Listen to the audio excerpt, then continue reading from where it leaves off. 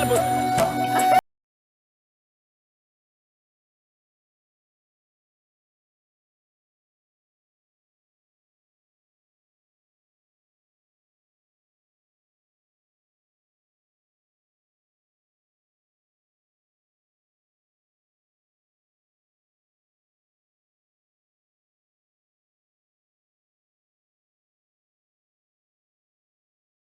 Stretch தானே. இங்க பாருமா காலை இப்படி. ஏய் இப்படி இப்படி. பண்ணுங்க. இத புடி. என்ன பண்றாங்க? நீங்க பார்த்த பிடி பீரியட் வேற.